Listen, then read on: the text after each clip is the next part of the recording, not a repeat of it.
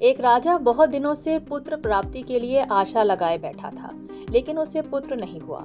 उसने बहुत मन्नतें मांगी, उपवास किए, मगर उसे उसका वंशज नहीं मिला। जो कोई जो भी उपाय करने को कहता वो सब कर लेता, लेकिन सब निष्फल। एक दिन किसी ने उससे आकर कहा कि किसी बच्चे की बलि दे दी जाए तो आपको पुत्र प्राप्ति हो जाएगी। राजा ने नगर में ढिंडोरा पिटवा दिया कि जो भी अपना बच्चा बलि के लिए दे देगा उसे बहुत सारा धन दिया जाएगा। उसी नगर में एक परिवार रहता था। उस परिवार में कई बच्चे थे, गरीबी भी थी, लेकिन परिवार में एक बच्चा ऐसा भी था जो ईश्वर पर आस्था रखता था और अपना ज्यादातर समय संतों के सत्संग में बिताता था। परिवार को लगा कि इस बच्चे को राजा को दे दिया जाए, क्योंकि ये वैसे भी हमारे कुछ काम नहीं आता, हर समय पूजा पाठ ध्यान में लगा रहता है।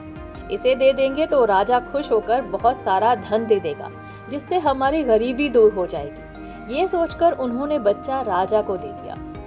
बच्चे की बलि की तैयारी कर राजा को संदेशा भेजा गया।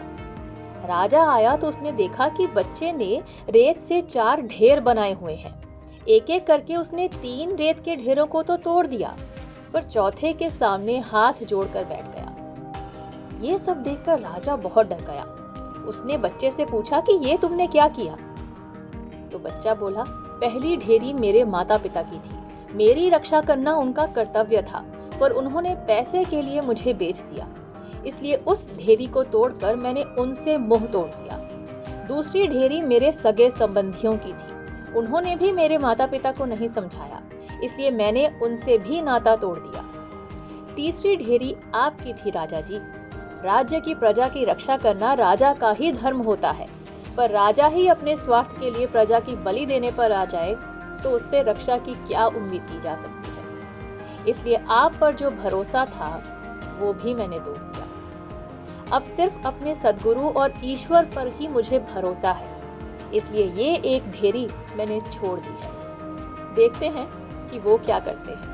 तब राजा के मन में ख्याल आया, पता नहीं इतने तेजस्वी बच्चे की बलि देने के पश्चात भी पुत्र प्राप्ति हो या नहीं, क्यों ना मैं इसी बच्चे को ही अपना पुत्र बना लूं। इतना समझदार और ईश्वर भक्त बच्चा कहाँ मिलेगा? ये सोचकर राजा ने उस बच्चे को अपना पुत्र बना लिया और उसे राजकुमार घोषित कर दिया। हमारा सहारा हमारा आत्मबल है, जो भक्ति की शक्ति से आता है।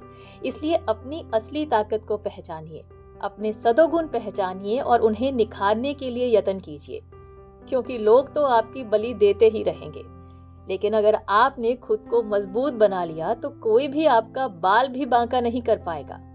उल्टा ये हो सकता है कि आपका सानिध्य किसी और को सही दिशा प्रदान कर दे।